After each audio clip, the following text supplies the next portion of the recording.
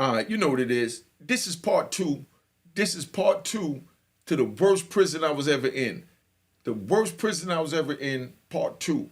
Now, I got to give y'all the little intro so you see how we doing it over here at the Mecca so we can party early in the morning. All right?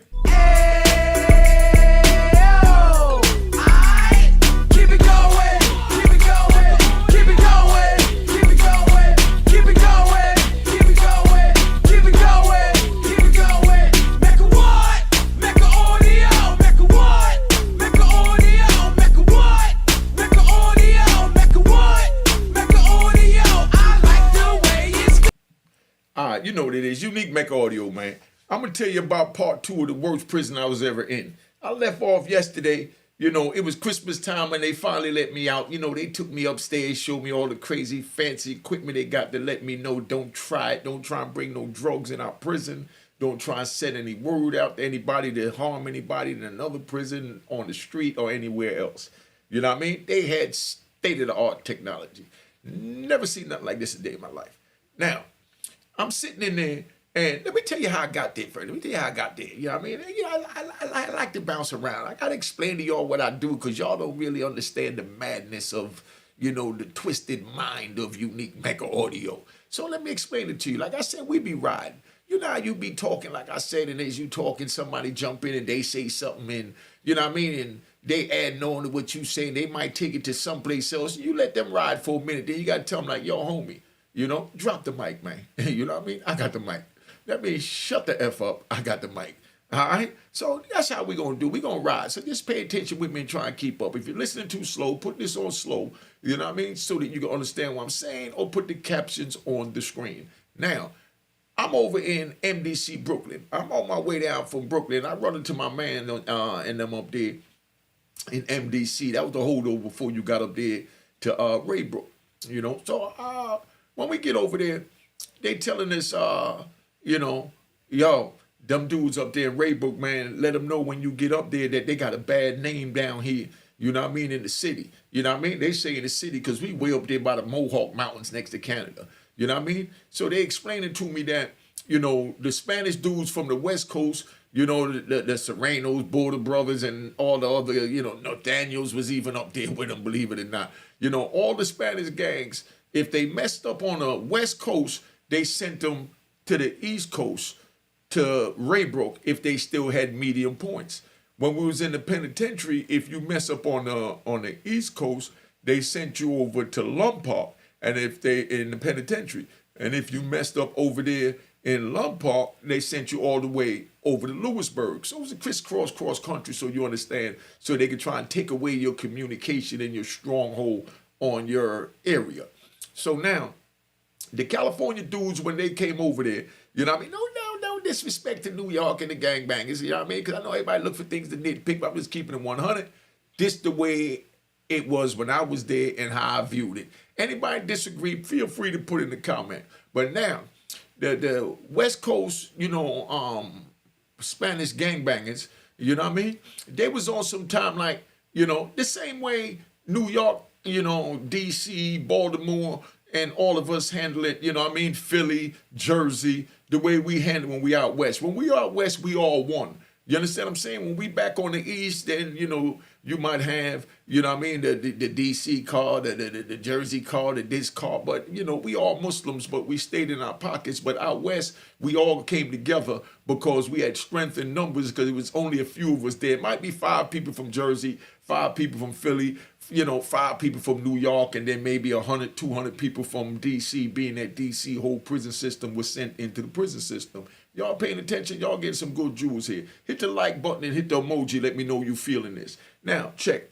So the West Coast, they did the same type of alliance. When they came out here to the East Coast and they hit Raybrook, all the Latin gangs from out there in the West Coast, they all got together.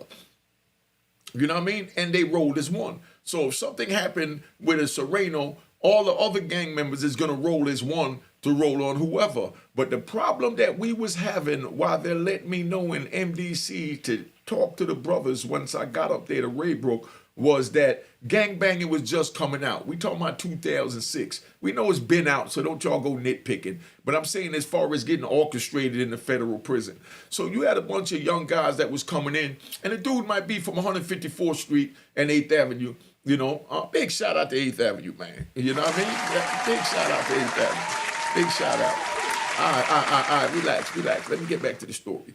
So now, you got a blood from 154th Street, and you got another blood from the Polo Grounds, and then you got a blood from, let's say, 152nd, 153rd Street. We talking about a 5-block radius. But now, when they was in the joint, they was on some time, like, you know, when they up in Raybrook, they was on some time that if somebody got into it from 154th Street with a Spanish dude, you know what I mean, or with somebody else, they say, oh, man, that nigga from 154th Street blood. I don't rock with him. I'm a Polo Ground blood. You know, I'm a 153rd Street blood. You know what I mean? And that thinned out the numbers. You understand? So that means they're saying that if somebody jump on it through 154th Street, it might be just 2 of them from 154th Street. So you're saying that the 2 of them is by themselves. You know what I mean? Because they're not from your block. But the West Coast brothers, when they got out here, the Spanish brothers, when they got out here, they all came together, even the North Daniels that they didn't rock with in the penitentiary or in the state. You understand what I'm saying?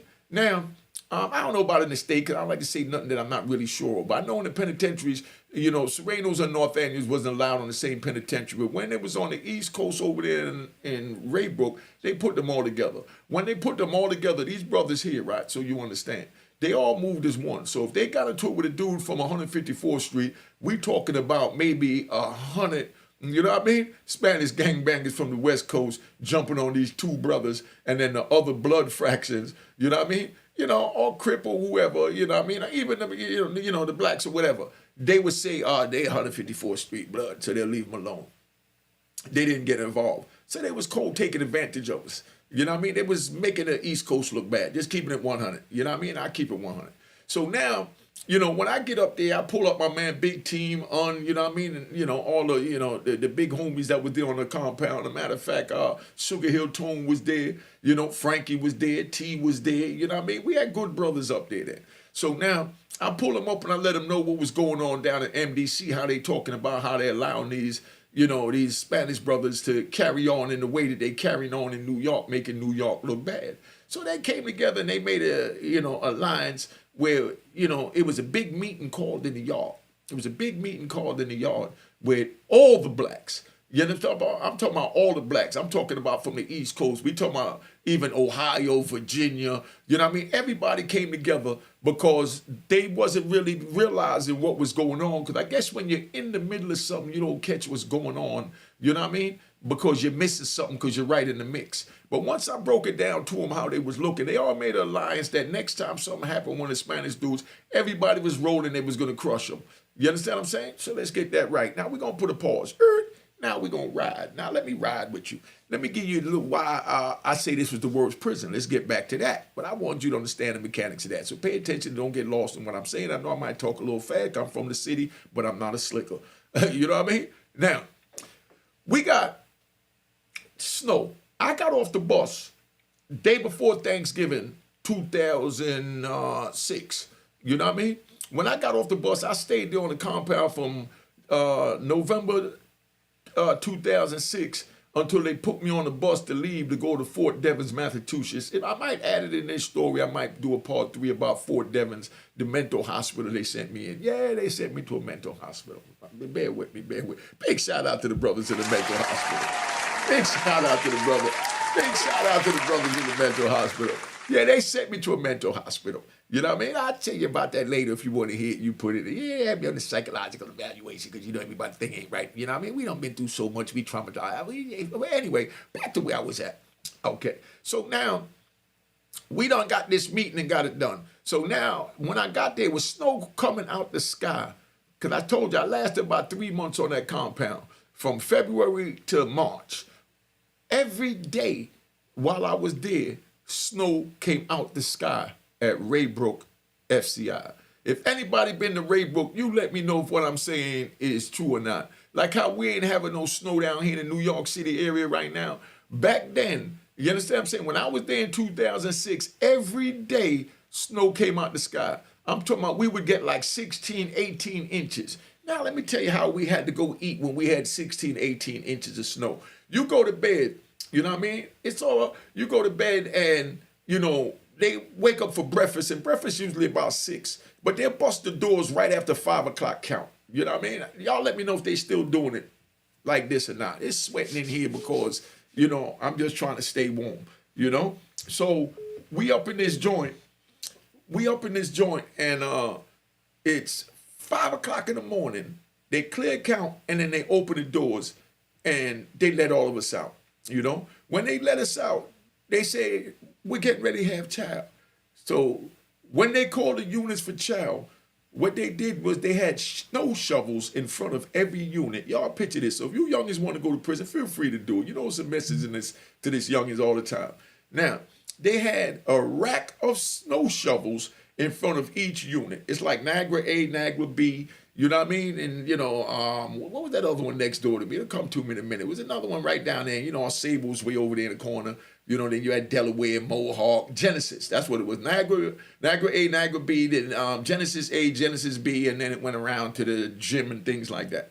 So now every unit had a rack of snow shovels, and in order to go eat, because it was so much snow, you couldn't walk through the snow. Like I said, we're talking about 16, 18 inches of snow. So what they did is they gave us snow shovels. So we wanted to volunteer, we could go out there and shovel the snow on the walkway so we could get to the kitchen to go get some cold ass pancakes that was sitting down for 3 days in the ice box that they wanted to give us, a schedule for that day. You know what I mean? So picture that. You got to shovel snow to get to the mess hall to go eat. They called chow, and they open the door, and you got a rack of shovels. You go out there, you get your shovel, and you shovel in the snow to make a walk, to make a path to go eat, because the snow is too high for you to even walk through it because it's all up past your knees. So you got to shovel. By the time you get to the kitchen, you dead tired, but you definitely hungry, and them cold-ass pancakes taste like steak and eggs. You know what I mean? Big shout out to the steak and eggs. Big shout out to the cold. Well, Could I finish my story? All right. Big shout out to the cold pancakes that taste like steak and eggs. So that's how that joint was. Now picture that. You got to shovel the snow to get to the chow hall. You know what I mean? And snow came out of the sky every single day. It wasn't a day that snow didn't come out the sky. I was snowed in. They even had a little ice pond out there.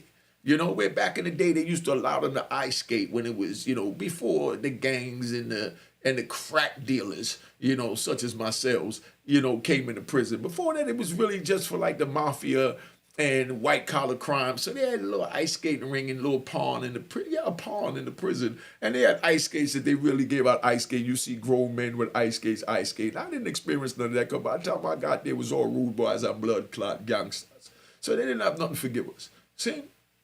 So now, that's how that played out. Now, when I first got there, you understand what I'm saying? When I first got there, when I came out the hole, when I told you they put me to show living in that cold-ass box, that was iced out, where it had to, you know what I mean? You sit on my slippers and my towel just to use the bathroom.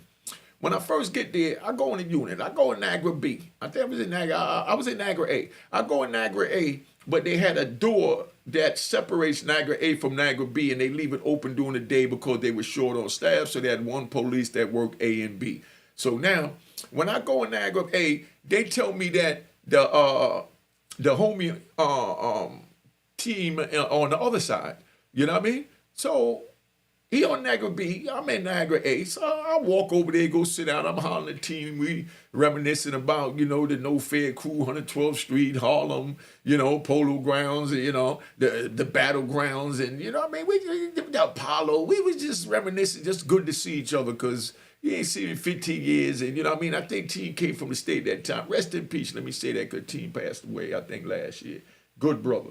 But anyway, so now I'm down there, and before I got there, I used the phone in the other jail I was at, Otisville. I used the phone when I was in the shoe, and I called my daughter's mother, and my daughter's mother didn't answer, so I called my daughter and said, "Where your mom at?" She didn't answer. So my daughter said, "Hold on, let me call her on the house phone." So she called her on the house phone and she answered and she put the two phones together so that we could talk. You know what I mean? They didn't connect the lines as a three-way. We had a house phone and a regular cell phone. I called the cell phone, she called on the house phone. They put it together, we talked. They gave me a shot, took my phone, incident report, they call that. Took my phone for 18 months. You know what I mean? And I already lost my visit for 18 months. What was that? I lost my visit for 18 months, you know, for a dirty yawn. You know what I mean? I smoked some good ass sour diesel and these stinking creeps took my visit for 18 months for me smoking a good old joint of sour diesel. You know, that's how petty they are. But anyway, so now we up there and I lost my phone. So when I get to Raybrook, I'm thinking maybe they didn't turn, maybe it didn't follow me. I didn't know how computers work, that they could put it in one computer and it follows you to another jail.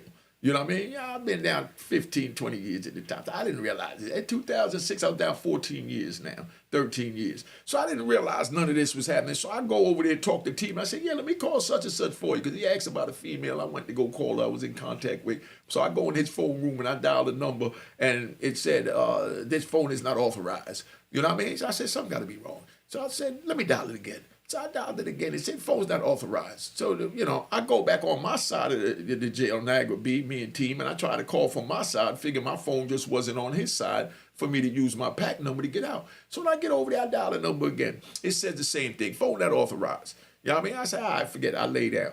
So then now they got what they call unit team. Unit team, they call you in the back and they read out your record and they tell you what's the curriculum they got for you and explain how the jail is. Say, we want you to take anger management. We want you to take a drug class because your dumb ass got a dirty yawn. You know what I mean? And so on and so on. So I go back there. As soon as I go back there, there's big doofy police and people coming in and out the office playing with them. I'm a convict. I've never been an inmate. You know what I mean? I don't do no playing with the police. Let's get that straight. No playing with the police. So I'm watching these, I'm not even going to say men, these boys coming in there playing with the police and laughing and throwing paper at them. And, you know what I mean? I'm in the office talking to them about my business and they in there throwing paper at him and he playing games and all that. I'm sitting there patiently waiting and I'm stone-faced looking at him like, he said, what's wrong with you, boy? I said, boy? He said, you heard what I said. I said, man, come on with that boy. Now, I'm laughing because I couldn't even believe he just called me a boy. So now that got me to laugh. I said, man, come on with that boy. Who you talking to like that? He said, man, I'm talking to you. Who you talking to like that? I said, man, I said, you watch your mouth, man. Ain't you a government worker? You know what I mean? And, you know, he looked at me. He said, I don't think you understand where you at. I said, no, I don't think you understand who you talking to. You know what I mean? And he said, man, I run this joint. This is the way I talk to everybody. I said, well, this is the way I talk to any sucker that talked to me out of line. And you talked to me out of line, so now you's a sucker. So now I'm getting mad and now I'm cussing him out. He trying to check me. And I'm like, man, you got me all the way screwed up. He said, man, I see you not going to make it on our compound. I predict you're going to be walking up our compound, handcuffed with your hands up above your head, with your hands behind your back. You know what I mean? Walking through all this snow. I said, man, we ain't got to wait to do all that. You can take me up there right now. I don't need to be on your stinking compound. He said, well, matter of fact, you tried to use our phone on the Niagara B side. You ain't had no business trying to use the phone. I said, man, I use the phone anywhere I want to use it when my phone is on. Now, why my phone ain't on? He said, you lost your visit from another jail, so you ain't got no phone privileges here. I said, well, if I ain't got no phone privileges here, what else I ain't got here? He said, you ain't got no phone privileges, you ain't got no commissary, and you ain't got no visit. I said, then what the hell am I doing here 10 hours from New York City? You know what I mean? He said, because you being punished. I said, punished? I said, well, I'm going to punish y'all then. I'm going to let y'all see what it's like to have a man in the jail that don't go for this crap you dudes are talking about. You know what I mean? And he said, oh, no, I think it's time for you to get out my office. I said, your office? I said, this ain't your office. It's a government office. You don't even know where you at. You don't even know who owned what or what's going on. So now, me and him going back and forth. You know what? I said, man, you full of crap. And I got up and I gave him two of them. I gave him 2 fingers. I said, man, and I rolled up out of there. You know? He was so pissed off. Everybody that was in the office was already crowding around the door. I told you the door open. Everybody looking in, being nosy, because they playing with this big old doofy cop, kissing his ass because, you know what I mean, they feel that he could give him some extra toilet paper, whatever he could give him. I don't even know. I don't even get in that old rat category. But now I'm sitting there, and, you know, hold on, man. I'm doing this video. Hold on. See, my people see me doing the video. I know you hear me loud as day. Let me finish my video. I'm in my role. Anyway, so now I'm sitting there, and the dude puts me out of his office. So I leaves out his office. So when I leave out his office, and I go back to the unit, they tell me, yo, that dude ain't nothing nice, man. He gonna be on you. I said, nigga, I ain't nothing nice. I'm gonna be on that cracker. You know what I mean? I ain't nothing nice. He got the wrong one. Or the right one if this is what he looking for, you know? So then, he was an old big goofy cop. You know what I mean? A counselor. Then he also had a wife that was a counselor in another unit. I found out the counselor, his wife in the other unit, wound up, with screwing, another cop over there, and a couple of inmates was, getting sucked off by or whatever. You know what I mean? So I said, oh, man. So one day he stopped me on the walk. He said, you still here? I said, yeah, I'm here. And your wife's still over there sucking cock over there in Delaware. You know what I mean? He said, what? I said, you heard what I said. Nigga, you can't satisfy your own wife because you're spending too much time worrying about men like me. Go on over there and go catch your wife sucking something or go try and satisfy her when you get to the house. He said, what? And he turned beet red. And I just walked away, and me and the homies, I'm laughing like a mother. They said, man, why you do that? You know that man crazy. I said, nah, I'm crazy. I'm not trying to hear none of that crap. So he goes over there now, and he go back in the unit. You understand what I'm saying? So now he calls me in the office, all right? Now, he my counselor. I got white bitch. I'm starting to sweat. Now, he calls me in the office, and I tell him straight up. I say, look, man, I don't want to hear none of this crap you got to say. With me and you is beef, nigga. When you ready, you get me off this compound. Until then, I'm going to ride you until you get some respect and not to respect a man, And he said, respect a man? How could you be a man? You're an inmate. I said, nah, I ain't never been no inmate, nigga. You got me all the way screwed up, cracker. You know what I mean? I hit him with them crackers. You know what I mean? I did it real nasty. You know what I mean? I tell him, come on, cracker. Who you think you talking to? Y'all don't tell me what to do. I do what I want to do. And if you don't like what I do when I do what I want to do, you put me where you feel you need to put me in check. And I tell you one thing, ain't none of that shit gonna break me. I done lived 5 years in your punk ass ADX, and I done survived that, and ain't nothing you got for me and no FCI gonna even break me. And your rotten ass, cold ass shoe y'all put me in being punished, not giving me nothing but some old jellies to walk around in cold water. You know what I mean? That ain't even break me. Put me back over there. I'd rather be over there by myself than around a coward like you. You know what I mean? Oh, he turned so beet red. And then here come his wife trolleying in. So he said, baby, what's going on over there in Delaware? She said, oh, nothing, honey. And gave him a kiss. You understand what I'm saying? So now everybody in the office, they peel out because they know he getting ready to go off. So they said, well, you can leave now. I said, nah, nigga, I ain't going to leave. I want to see how you going to handle your wife screwing everybody. You know what I mean? So I said it right in front of him and his wife. So I want to see how you going to handle your wife screwing everybody. I really want to say his name, but I want to rat him out because he's a cold coward, and I'm not even into that. So if I'm leaving the name out, I'm letting you know. I said, I want to know how you going to handle your wife screwing everybody. You understand what I'm saying? So now, I say, get out my office. I said, all right, well, let me get 2 rolls of toilet paper first. You know what I mean? So he threw me the 2 rolls, and I threw a roll to him, and I threw a roll to her. I said, man, both of y'all wipe your tears up because y'all are 2 pathetic crackers. You know what I mean? And I left. You know what I mean? So they was already on me, but I'm trying to get kicked out now at this point. You know what I mean? So, and I really can't take it when these people try and talk to me like I'm some type of sucker. So now I throw them each a roll of toilet paper. Tell me, go wipe your tears and stop your blood clot whining. You sound like a Jamaican belly dancing nigga. You know what I mean? Y'all wind up the place. So now I leave and I go back out. So about 3-4 days later, they call me on that stupid ass check-in. So when they call me on the little check-in over there 2-3 days later, I go down there, but I had a call out. In the mornings, they put a night before, they put out a call out with everybody and where they got to go the next day, and it's in alphabetical order. So I was supposed to go to medical at like 8 o'clock in the morning, but I also had a class at 8 o'clock in the morning. So I go over to medical, 30 minutes early because it was a computer class and I like my educational classes. You know what I mean? So I shoot over there to medical. So when I shoot over there to medical, I tell them at the desk, I said, look, I'm supposed to be at the school at 8:30, at 8 o'clock also. Could I see them now? And she said, oh yeah, you're just here to sign these papers. So I signed the papers. I said, okay, well, I'm on a check-in. So if they call for me over here, being I'm on the call out, following all the procedures, let them know 93 Hall is over at the school building at his other appointment. You know what I mean? He said, no problem, we got you. I said, okay, well, could you write that down so we be on the safe side? Because these people keep messing with me for no reason. So I watched the little nurse write it down and all that. I called in, all Sable said check in at 8:10. You know what I mean? So I made it over to the class on time by 8:15 in my regular class. So now I'm over there. The class was all the way till 10:30. So where the building was with the computer class, if y'all was over there in Raybrook, in the back where they had a computer class, the vocational classes, they didn't have no speaker that you could hear the announcements from the jail. You know what I mean? So they, was walking in, doing all this counting, all that, but I'm all into my schoolwork, learning computers, getting ready to run this YouTube channel, getting my little, update, on how to handle things.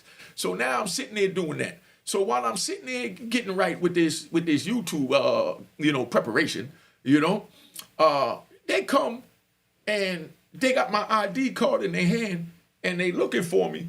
And then they called on the radio and said, oh, we found 93. They don't even say my name. We found 93. He over here at the school building. You know what I mean? So I explained to them. I said, no, I was over at the medical. And I told the medical I was coming over here because I had a call out originally. But this is my daily call out. So I went ahead and took care of that. I didn't want to miss the class, And they said, okay, well, the move is on. Just, go to the lieutenant office. You know what I mean? So I said, okay, no problem. So when he told me that, I knew they was going to try some bull crap. So I go back to the unit to go try and get my little smokes and stuff like that. And I had some stamps in the unit. You know what I mean? Remember I told you about the stamps.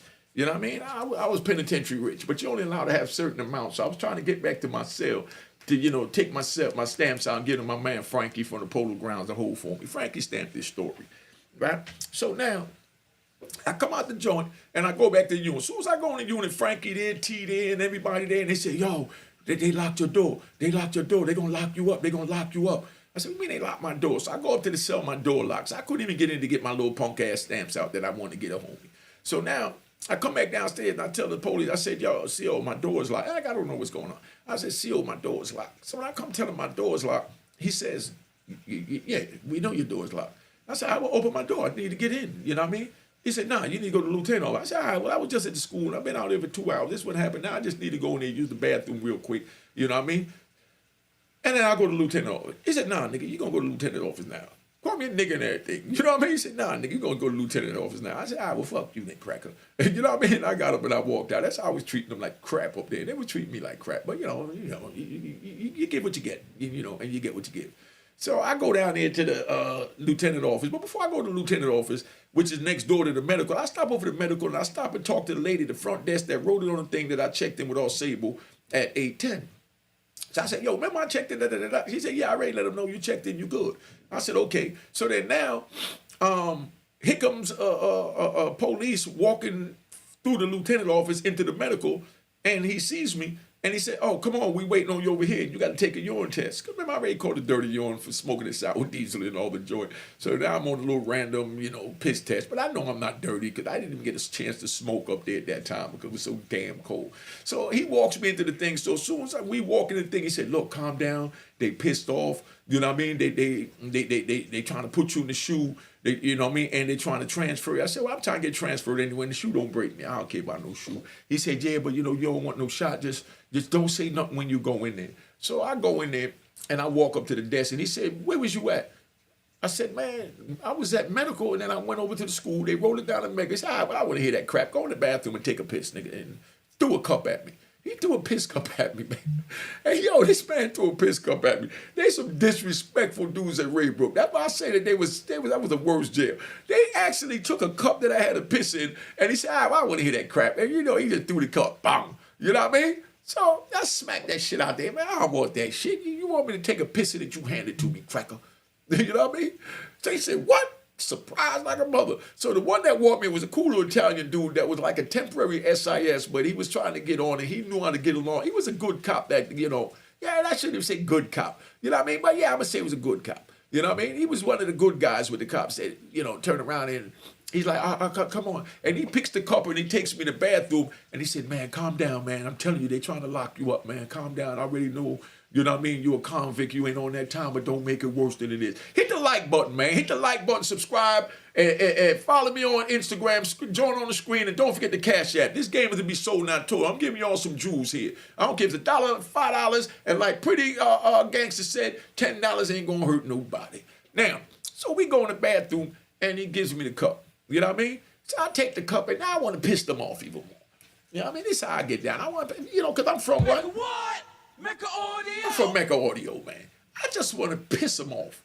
You know what I mean? So when I go in the back, the dude give me the cup, and I get the cup, and I piss in the cup. You know what I mean? And they watch you pissing in the cup. So even though the cop was cool, I'm sitting there, while he watching me, and I'm pissing all around the cup and on my hand that I'm holding the cup with and everything. And I got the cup all pissy, my hands pissy. And then I turn around and The dude looked at me and said, wrap it in now. I said, nah, this ain't for you. Mind your business, man. You already did all you can. I understand. They're going to lock me up anyway. You know what I mean? He said, man, don't get him that cup with that piss on it. He begging me, please don't get him people that cup with that piss on it. I said, man, you just fall back. Whatever they do, they do. You know what I mean? Let me, I got to get him back. That man threw a cup at me like I'm a dog. He said, man, you don't want to fight with these people, man. This the SIS. He just started working with him, so he's not as racist as these people is up there yet. So I done pissed all over the damn cup. You know what I mean? Even the cap that you put on the cup, I pissed on the cap too. So I take the cup out there, and I go to hand him the cup, and he reaches over to get the cup. Dumbass didn't even have a glove on, and he takes the cup. As soon as he takes the cup, he drops the cup because he felt the piss on the cup. He said, what the? And he's going off, and I'm sitting there, and I'm cracking up laughing. I'm like, I'm laughing all in his face. I said, man, was my piss warm? He said, lock him up. Get him out of here. Get him out of here. You know what I mean? I said, what about my piss test? He said, get out of here. Get out of here. So they done cuffed me up, and they took me to back. But mind you now, I done pissed all over my hands because I know they're going to lock me up. You know what I mean? I didn't have my, what they call that? My Glock dookie with me. You know what I mean? I didn't have my Glock dookie with me, which is my, my feces bottle to squirt on them because we don't really keep them on the compound just when we in the shoe. So, I figured I'd piss all on my hand in the cup so when they go cuff me up, you know what I mean, they feel the piss on the cup. So now they done cuff me behind my back. And sure enough, they walking me in. And Raybrook, if y'all been to Raybrook, when the lieutenant officer that is down and you got to walk up the hill to the shoe. And sure enough, now it's snowing like a mother, and they got my hands cuffed behind my back. And they got my hand, like I said, dragged way up to the top of my neck with my hand cuffed behind my back. And they dragging me up the thing. And who do I see? Put it in the comments. Who you think I see at that moment? And keep it 100 because I ain't going to keep y'all waiting. I'm going to tell you. I see this big-ass doofy counselor and his little freak-ass wife. You know what I mean? They come walking up because they knew that they was getting ready to lock me up. And the whole time they walked me to the show, him and his wife walking next to me and said, I told you they was going to drag you across this compound. Said they ain't dragging me across nothing, cracker. You know what I mean? And he said, oh, you still a tough guy. I said, no, I ain't never been tough a day in my life. I'm just a survivor.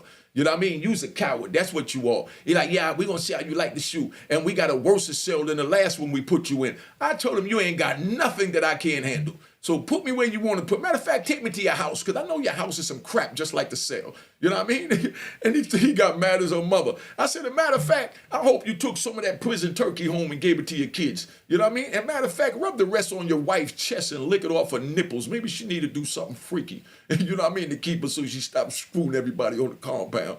She got mad as a mother. She called me every N-word in the book. You black, ugly, gorilla, this, that, monkey, dog, cat. I was every animal in the book. I'm just glad the freak ain't called me a rat. You know what I mean? Call me anything but a rat. You know what I mean? So I'm laughing like a mother because I say, oh, man, they full of crap. So they take me up there and put me on there. They go up there and they go tell the man running the shoe, hey, put him in cell such and such. And they're like, no, but that cell is broken. It has feces in the toilet and it don't flush. You know, and there's no heat and it's flooded. And he said, put him in that cell. You know what I mean?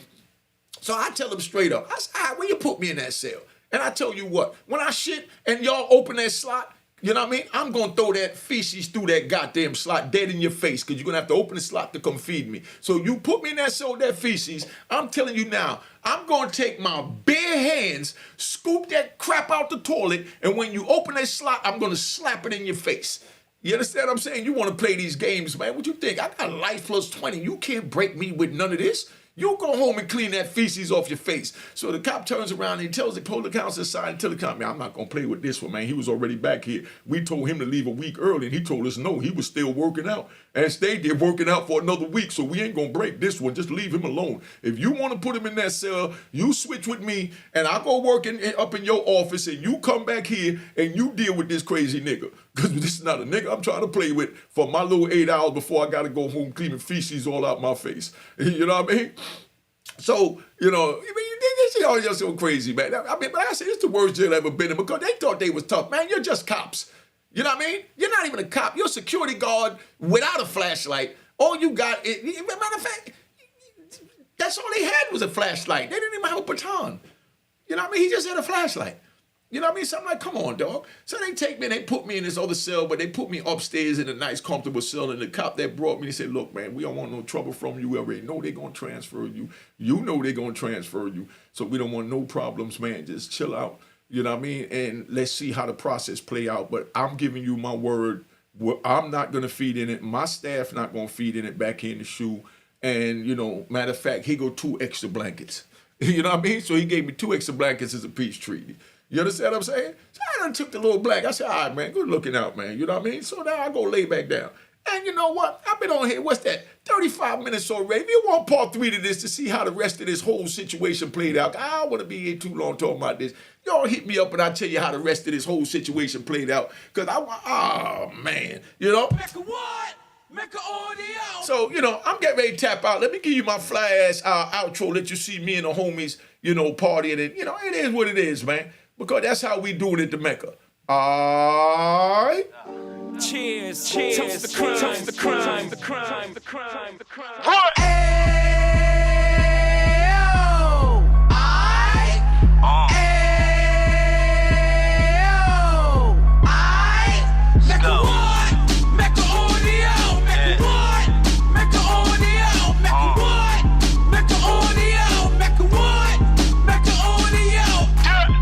Fresh out the can of 26, yeah. He back on the strip, getting back in the mix. Yeah. What he mentions a gift. Right. You stand up 10 toes down, and I suggest you pay attention to this. Real. Take a little gully posse and put it in Harlem. He cut from the bottom, came up from the bottom. Drop the book, you should go and get it. The Instagram page and the YouTube, you could go and visit. Yeah. Then you could consider yourself LinkedIn. Real. Sit front row and get Jews from a kingpin. How he went through it, so you ain't gotta go do it. To not pay attention would be stupid. Talking about a man that probably put your grandfather on. Probably the reason that him and your grams got along. A man that generated millions on the block, did his time, never squilling to the cops, Mecca audio.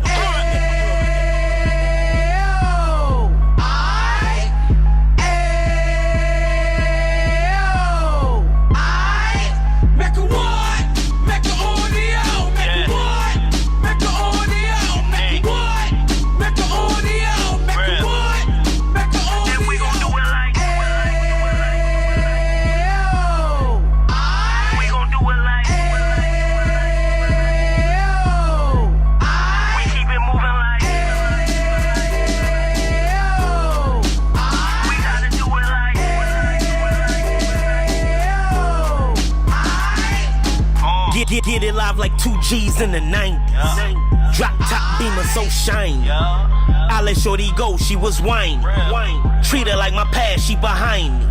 Spin a couple bands on the Dapper Dan. You be back again, getting green like a Packers fan. No cap, it's a raw in Uptown. They be horn Uptown, Dominican bust downs. Now we on the positive, we got a lot to give. Now he trying to stop the kids from being inoperative. So take heed, homie, lend a ear. He started in Uptown, he gon' finish dead. But now it ain't about selling drugs, buying cars. It's about buying property to make the community yours. So we can give back to the youth them. Cause they the truth them. And bless up to all the root men.